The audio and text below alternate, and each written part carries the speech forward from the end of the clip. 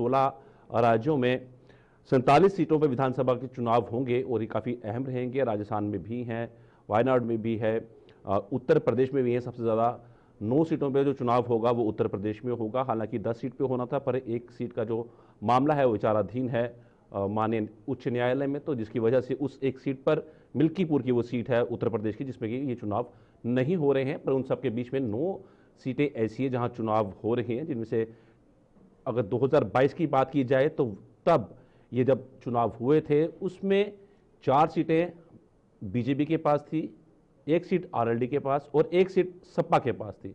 इन सब सीटों के ऊपर चुनाव होगा और खासतौर पर जो इसमें हॉट सीट जो मानी जा रही है वो करहल की है, जो कि हमेशा गढ़ रही है सपा की। वहां से जीते थे अखिलेश यादव, जो कि सपा के प्रमुख हैं, अब वो सांसद हैं, जिसकी वजह से ये सीट जो है उनको छोड़नी पड़ी थी। और अब हमारे साथ कुछ चर्चा के लिए हमारे पैनलिस्ट भी जुड़े हुए हैं, जो राजनीतिक विश्लेषक हैं। दिलीप यशवर्धन है, संजय कृष्ण है, आपका स्वागत है। मैं सबसे पहले रुख करूंगा दिलीप यशवर्धन जी का। जिस तरीके से ये उपचुनाव 9 विधानसभा सीटों पर हो रहे हैं, तो ये कितने खास हैं? ये अपनी पैठ मजबूत करने के लिए भाजपा के लिए कितने खास हैं और साथ ही साथ सपा के लिए कितने खास हैं? कांग्रेस तो इन चुनावों में कहीं पे है ही नहीं। साहिल जी, उपचुनाव हमेशा से ही खास होते हैं, लेकिन इस बार का उपचुनाव कुछ ज्यादा खास है। विशेषता यूपी की बात अगर आपने करी है, वो इसलिए खास है भाजपा के लिए क्योंकि 2024 के जो लोकसभा चुनाव आए थे उसमें भाजपा का जो रिजल्ट था, वो ग्राफ था, वो काफी गिरा था, यूपी में काफी गिरा था। तो अब भाजपा की साख वापस आई है या नहीं आई है, या जो गलतियां भाजपा ने लोकसभा चुनाव में करी थी उनमें सुधार हुआ और उन सुधार को जनता ने माना या नहीं माना, इस बात का निष्कर्ष उपचुनाव के रिजल्ट के बाद आ जाएगा। समाजवादी पार्टी के लिए चुनाव इसलिए बहुत महत्वपूर्ण है कि समाजवादी पार्टी का टेम्पो पिछले लोकसभा चुनाव में काफी बढ़ गया था, क्योंकि जिस हिसाब से उन्होंने सीटों में बढ़त बनाई थी, वो भी लोकसभा की सीटों में, वो समाजवादी पार्टी के लिए एक बहुत बड़ा अचीवमेंट था। लेकिन वो अचीवमेंट कांग्रेस के अलायंस से आया था, पीडीए का फॉर्मूला काम किया था, यह संविधान बचाओ की जो रणनीति तैयार करी गई थी कांग्रेस के द्वारा वो काम किया था, यह समाजवादी पार्टी का जो अपना जनाधार था वाकई में वो समाजवादी पार्टी की तरफ वापस लौट के आ गया और वो अभी तक बरकरार है। इस बात का परिचय भी आपके जो लोक ये जो उपचुनाव होंगे उसके नतीजे डिसाइड करेंगे। जी देखिए, ये चुनाव महत्वपूर्ण तो है, पर भाजपा को कोई फर्क नहीं पड़ेगा, ये बात भी तय है। पर भाजपा को फर्क इस बात से पड़ेगा कि जो लोकसभा चुनाव में जो उनको इतनी कम सीटें मिली, या एक तरह से कहिए कि भाजपा की हारी थी यूपी में इतनी कम सीटों के बाद, तो ये 9 सीटें जीतना उनके लिए एक एक्सपेरिमेंट ये होगा, क्योंकि बाकी सब लोग ये मान रहे हैं कि आपके जो लोकसभा के चुनाव थे उसके परिणाम में 3 मुख्य झूठ जो है वो कारगर साबित हुए थे। एक तो संविधान बदल देंगे, आपका आरक्षण खत्म कर देंगे, और दूसरा कि हम लोगों के खाते में पैसे डालेंगे। इन 3 झूठ के दम पे कांग्रेस ने और सपा ने अपना सीट तो काफी सारा ले लिया।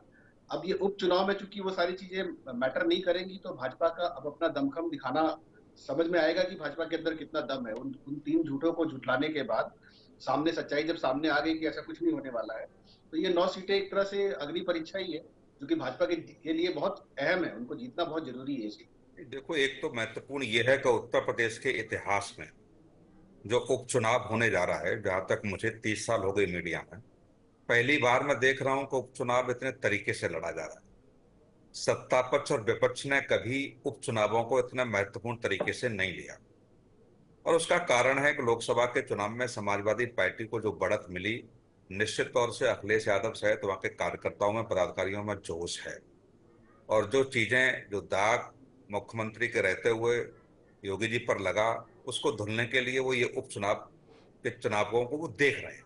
तो दोनों के बीच प्रद्वंद्वता जो दिख रही है, कभी उपचुनाव में मुख्यमंत्री नहीं गए, कभी उपचुनाव में विपक्ष की पार्टी का राष्ट्रीय अध्यक्ष भी नहीं जाते थे। निश्चित तौर से लोकल लेवल पर जो नेता पहुंचते थे या जो सूची बना दी वो जाके चुनाव प्रचार करते थे। लेकिन निश्चित तौर से ये महत्वपूर्ण है, और महत्वपूर्ण इसलिए भी है कि 2024 के जो नतीजे आए और 2024 के नतीजे के बाद जो उत्साह समाजवादी पार्टी में दिखा, वो क्या 2027 तक रहेगा क्या? देखो, सीटों का में कोई भी जीते कोई भी हारे, सरकार पर कोई फर्क पड़ने वाला नहीं है, लेकिन इसका संदेश एक 2027 के चुनाव के लिए जाएगा। और लगभग आप कार्यकर्ताओं में जो उत्साह जो होता है यदि वो बना रहे तो निश्चित तौर से मुझे लगता है कि चुनाव को जीतना बहुत आसान राजनीतिक दल देखते हैं। रही बात बहुत सारी बातें कि इस चुनाव में आरएसएस साथ था कि नहीं था, बहुत सारे ऐसे मुद्दे थे, तमाम ऐसे मुद्दे विपक्ष ने जो उठाए, जनता पर भरोसा कर लिया। ये सब चीजें लोकसभा चुनाव या विधानसभा के चुनावों में होती हैं।